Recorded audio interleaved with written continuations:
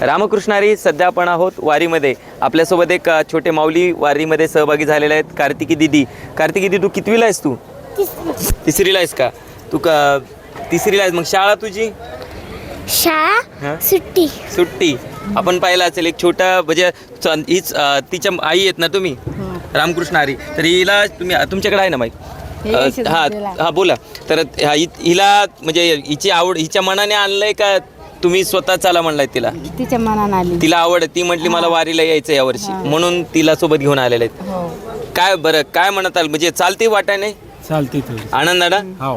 काय म्हणजे मला गाडीत बसायचं म्हण. काही नाही.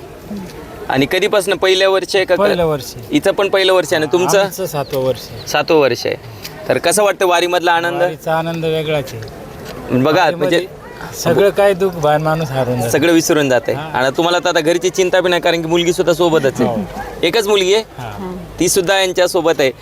बाकी वारकरी सुद्धा आपल्या सोबत आहेत. माऊली, तुम्ही कधीपासून आहे तेव्हा या दिंडीमध्ये? 3 वर्ष. 3 वर्ष झालेत. आनंद आहे सगळा? आता जेव्हाच आपण पंढरपूरपर्यंत जात असताना जे प्रत्येक ठिकाणी जो टप्पा आहे म्हणजे मुक्काम आहे, त्या ठिकाणची व्यवस्था कशी वाटते तुम्हाला? चांगली व्यवस्था आहे. एकंदरीत सगळा आनंद आहे. आपण खास या कार्तिकीसाठी हा व्हिडिओ काढला होता, कारण पहा तिच्या चेहऱ्यावरती आता सुद्धा स्माईल आहे आणि आनंदानं वाटानं पायी चालते ती. संस्थांचे सल्लागार प्रमुख. भाऊ, कसं आहे आपल्या एकंदरीत दिंडीची शिस्त वगैरे? दिंडीत कसं आहे, पंक्ती लोकांना दिलेल्या आहेत बरोबर, आणि ते लोक मनोभावी सेवा करतात, दिंडी सेवा करतात. दिंडीची सेवा करतात. हो.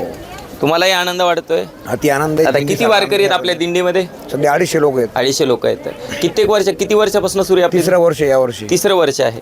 पण 3च वर्षामध्ये सगळ्या ठिकाणची मुक्काम व्यवस्था सगळी व्यवस्थित झाली. ही सगळी माऊलींची कृपा आहे, ही पांडुरंग परमात्म्याची कृपा आहे.